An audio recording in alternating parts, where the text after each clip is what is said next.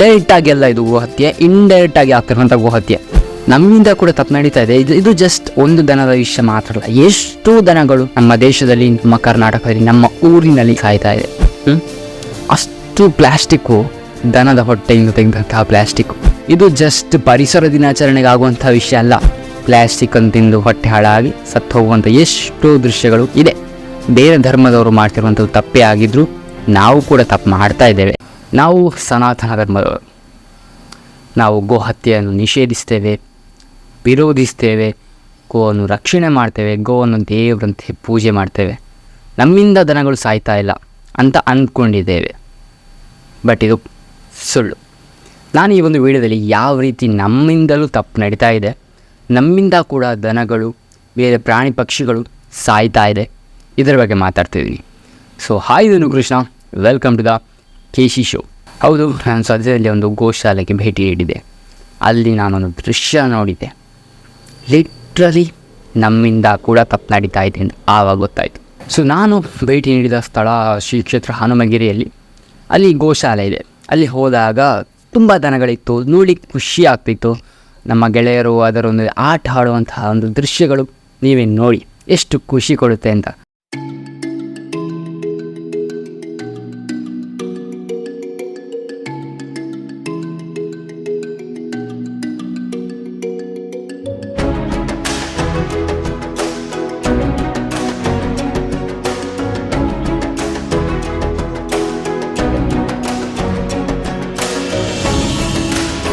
ಹೀಗೆ ಒಂದು ಖುಷಿಯ ವಾತಾವರಣದಲ್ಲಿದ್ದಾಗ ಅಲ್ಲಿಯ ಒಂದು ಮೇಲ್ವಿಚಾರಕರು ಒಂದು ವಿಷಯವನ್ನು ತಿಳಿಸಿದರು. ಏನು ಅಂತ ಹೇಳಿದರೆ, ಅಲ್ಲಿ ಒಂದು ದನ ಇತ್ತು. ದನ ಹೊಟ್ಟೆ ಆಪರೇಷನ್ ಆಗಿತ್ತು. ಆಪರೇಷನ್ ಆದ ಹೊಟ್ಟೆಯಿಂದ ಹೊರಗೆ ಬಂದಿರುವಂಥ ಒಂದು ಕಸ ನೋಡಿದರೆ ಲಿಟ್ರಲಿ ಶಾಕ್ ಆಗಿ ಹೋಗ್ತೀರಾ. ನಾನು ನಿಮಗೆ ಕ್ಯಾಮರಾ ಕಣ್ಣಿಗೆ ಅಷ್ಟೊಂದು ಕಾಣಿರಲಿಕ್ಕಿಲ್ಲ, ಬಟ್ ನಿಮ್ಮ ಸ್ವಂತ ಕಣ್ಣು ನೋಡಿದರೆ ನೀವೇ ಲಿಟ್ರಲಿ ಶಾಕ್ ಆಗ್ತೀರಾ. ಓಕೆ, ಇಷ್ಟು ಕಸ ಬಿಡಿ, ನಾರ್ಮಲ್ ಕಸ ಆದರೂ ಓಕೆ, ಅದು ಕರ್ಗಿ ಹೋಗುವಂಥದ್ದು ಇರ್ತದೆ. ಬಟ್ ಪ್ಲ್ಯಾಸ್ಟಿಕ್ಸ್, ಓಕೆ, ಲಿಟ್ರಲಿ ಎಷ್ಟು ಪ್ಲ್ಯಾಸ್ಟಿಕ್ ದನದ ಹೊಟ್ಟೆ ಸೇರ್ತಾ ಇದೆ ಅಂತ ಹೇಳಿದರೆ, ನಾವು ನಾರ್ಮಲಾಗಿ ಏನು ಥಿಂಕ್ ಮಾಡ್ತೀವಿ ಅಂತ ಹೇಳಿದರೆ, ಬೇರೆ ಜಾತಿಯವರು, ಬೇರೆ ಧರ್ಮದವರು ಗೋ ಹತ್ಯೆಯನ್ನು ಮಾಡ್ತಾರೆ, ಅದರಿಂದ ನಮ್ಮ ಒಂದು ದನ ಸಾಯ್ತಾ ಇದೆ, ನಾವು ದೇವರಂತೆ ಪೂಜೆ ಮಾಡ್ತೇವೆ ಅಂತ ನಾವು ಅಂದ್ಕೊಂಡಿದ್ದೇವೆ.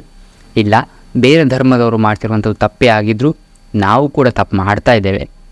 ನಾವು ಕಸವನ್ನು, ಪ್ಲ್ಯಾಸ್ಟಿಕ್ಕನ್ನೆಲ್ಲ ಹೊರಗಡೆ ಬಿಸಾಕ್ತೇವೆ.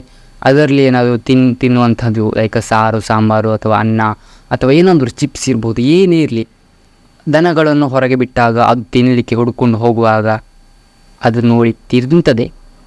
ಜಸ್ಟ್ ಅದನ್ನು ಮಾತ್ರ ತಿನ್ನಲಿಕ್ಕಾಗದೆ ಪ್ಲ್ಯಾಸ್ಟಿಕ್ಕನ್ನು ಕೂಡ ತಿಂದುಬಿಡ್ತದೆ. ಫೋಟೋ ನೋಡಿ, ಒಂದು ಫೋಟೋ ಅಥವಾ ವಿಡಿಯೋ, ಅಷ್ಟು ಪ್ಲ್ಯಾಸ್ಟಿಕ್ಕು, ದನದ ಹೊಟ್ಟೆಯಿಂದ ತೆಗೆದಂತಹ ಪ್ಲ್ಯಾಸ್ಟಿಕ್ಕು. ಆ ತಪ್ಪು ನಮ್ಮಿಂದ ಕೂಡ ನಡೀತಾ ಇದೆ. ನಾವೇ ಬಿಸಾಕಿರುವಂಥ ಪ್ಲ್ಯಾಸ್ಟಿಕ್ ಅದು. ನಾವು ಯಾರು? ಸನಾತನ ಧರ್ಮದವರು, ಹಿಂದೂ ಧರ್ಮದವರು ಅಲ್ವಾ? ನಮ್ಮಿಂದ ಕೂಡ ತಪ್ಪು ನಡೀತಾ ಇದೆ. ಇದು ಜಸ್ಟ್ ಒಂದು ದನದ ವಿಷಯ ಮಾತ್ರ ಅಲ್ಲ, ಎಷ್ಟೋ ದನಗಳು ನಮ್ಮ ದೇಶದಲ್ಲಿ, ನಮ್ಮ ಕರ್ನಾಟಕದಲ್ಲಿ, ನಮ್ಮ ಊರಿನಲ್ಲಿ ಈ ರೀತಿಯ ಒಂದು ಕಾಯಿಲೆಗಳಿಂದ ಸಾಯ್ತಾ ಇದೆ. ಅವ್ರು ಹೇಳಿದರು ಆಲ್ರೆಡಿ. ಅಲ್ಲಿದ್ದಂಥ ಒಂದು ವ್ಯಕ್ತಿ ಹೇಳಿದರು, ಇದಕ್ಕಿಂತ ಮುಂಚೆ ಒಂದು ದನ ಇತ್ತು, ಸೊ ಅದರಲ್ಲಿ ಹೊಟ್ಟೆ ಆಪ್ರೇಷನ್ ಮಾಡಿ ತೆಗೆದಿದ್ರು. ಇದೇ ರೀತಿಯ ಪ್ಲ್ಯಾಸ್ಟಿಕ್ಕು ಸಿಕ್ಕಿತ್ತು, ರಾಶಿಗಟ್ಟಲೆ ಪ್ಲ್ಯಾಸ್ಟಿಕ್ ಸಿಕ್ಕಿತ್ತು. ಬಟ್ ಅದು ಏನೋ ಆ ಒಂದು ಪ್ಲ್ಯಾಸ್ಟಿಕ್ ತಿಂದು ಅದು ಜೀರ್ಣ ಆಗದೆ, ಬೇರೆ ಏನು ತಿನ್ನಲಿಕ್ಕಾಗದೆ ಫುಲ್ ಹಾಗೆಯಾಗಿ ಸತ್ತು ಹೋಯಿತು ಅಂತ. ಏನು ಹೇಳ್ತೀರಾ?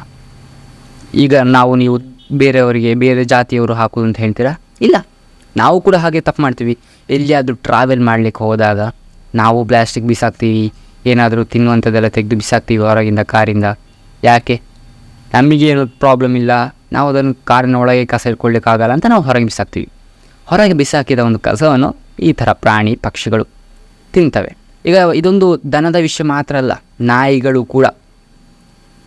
ಕೂಡ ಹೀಗೆ ಪ್ಲ್ಯಾಸ್ಟಿಕ್ಕನ್ನು ತಿಂದು ಹೊಟ್ಟೆ ಹಾಳಾಗಿ ಸತ್ತು ಹೋಗುವಂಥ ಎಷ್ಟೋ ದೃಶ್ಯಗಳು ಇದೆ. ಅದನ್ನೆಲ್ಲ ಯಾರೂ ಮಾತಾಡಲ್ಲ. ಯಾಕೆ?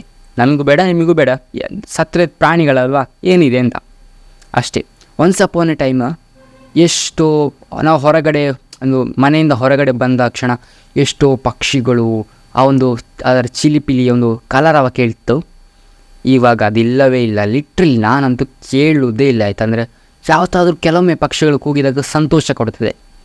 ಯಾಕೆ, ಯಾವಾಗಲಾದರೂ ಒಮ್ಮೆ ಅಲ್ವಾ, ಹಾಗೆ ಈ ಥರನೇ. ಅಂದರೆ ಈ ಥರ ಪ್ಲ್ಯಾಸ್ಟಿಕ್ಕು ಅದು ಇದು ತಿಂದು ಹೊಟ್ಟೆ ಹಾಳಾಗಿ ದನಗಳು ಪಕ್ಷಿ ಬಿಡಿ, ಅಂದರೆ ಪಕ್ಷಿಗಳು ಆ ಥರ ಗೊತ್ತಿಲ್ಲ ನನಗೆ, ಬಟ್ ದನಗಳು, ನಾಯಿಗಳು, ಈ ರೀತಿಯ ಪ್ರಾಣಿಗಳು ನಾಳ್ದು ಇದೇ ಥರ ಪಕ್ಷಿ ಥರ ಆದರೂ ಆಗ್ಬೋದು.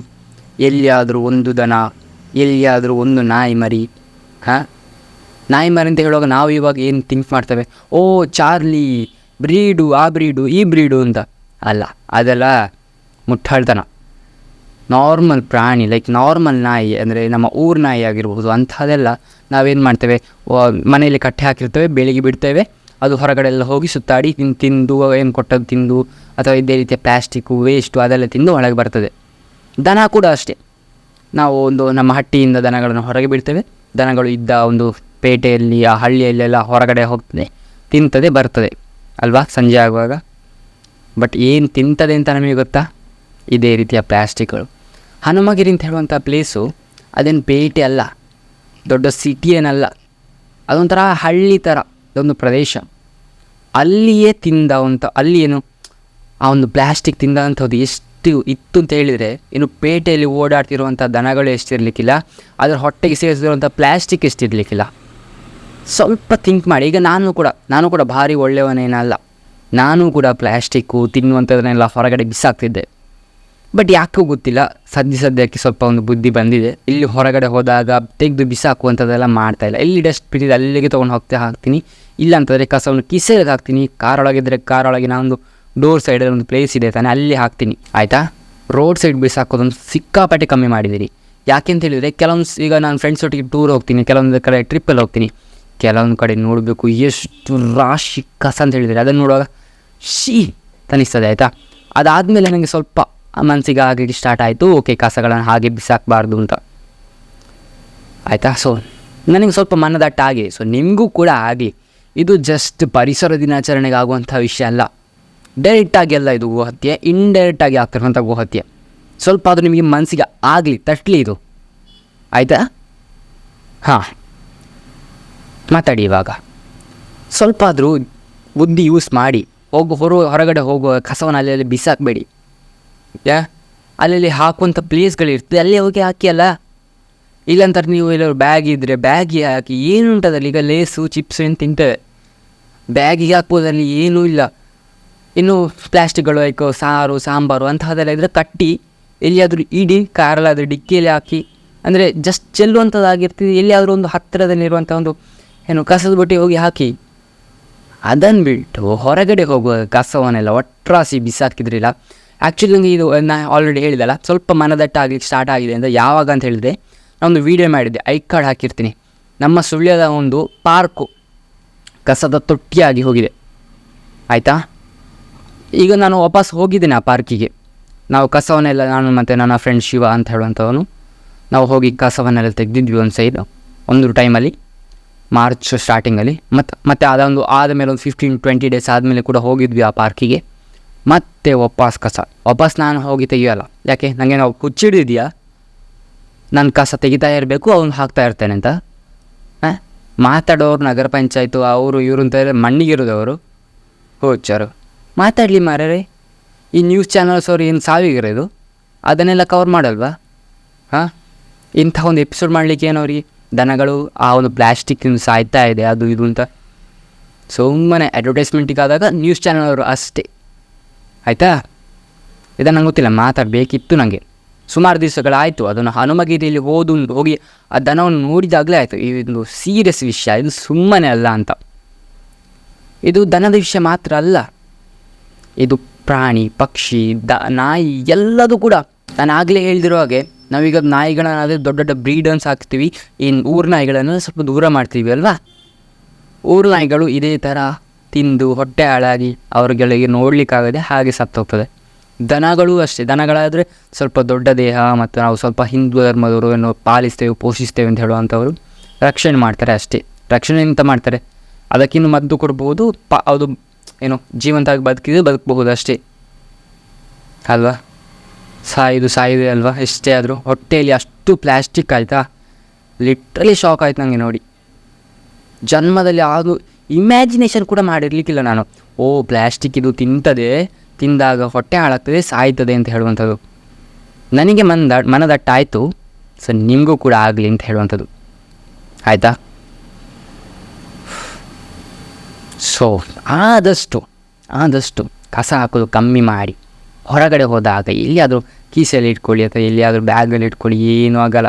ಮನೆಗೆ ಒಂದು ಎಷ್ಟು ಬೇಕಾದ್ರೂ ಕಸ ಹಾಕಿ, ಆಯಿತಾ? ಬಟ್ ಹೊರಗಡೆ ಸ್ವಲ್ಪ ಕ್ಲೀನಾಗಿ ಇಟ್ಕೊಳ್ಳಿ. ಈಗ ನಾನೇನು ಒಳ್ಳೆಯವನಲ್ಲ, ನಾನು ರೂಮ್ ನೋಡಿದರೆ ಹಾಗೆ ಕಸ ಇದೆ, ಬಟ್ ಮನೆ ಒಳಗೆ, ಆಯಿತಾ? ಅದನ್ನು ನಾನು ನಗರ ಪಂಚಾಯತ್ ಲಾರಿ ಏನೋ ಸಾಂಗ್ ಹಾಕ್ಕೊಂಡು ಬರ್ತಾರೆ, ಅವ್ರಿಗೆ ಕೊಡ್ತೇನೆ, ಆಯಿತಾ? ಬಟ್ ಹೊರಗಡೆ ಕಸ ಹಾಕೋದ್ರಲ್ಲಿ ನಾನು ಲಿಟ್ರಲಿ ಕಮ್ಮಿ ಮಾಡಿದ್ದೀನಿ, ಆಯಿತಾ? ಸೊ ನೀವು ಮಾಡಿ, ಸ್ವಲ್ಪ ತಲೆಯಲ್ಲಿ ಇರಲಿ ಅಂತ ಹೇಳುವಂಥದ್ದು ಅಷ್ಟೇ ಈ ಒಂದು ವಿಡಿಯೋದ ಉದ್ದೇಶ, ಆಯಿತಾ? So thank you for watching KC show. ಇದೇ ರೀತಿ ಒಂದು ಕಂಟೆಂಟ್ಗಳಿಗಾಗಿ ಚಾನಲ್ಗೆ ಸಬ್ಸ್ಕ್ರೈಬ್ ಮಾಡಿ. ಸಿಗೋಣ ಮುಂದೆ. ಬಾಯ್.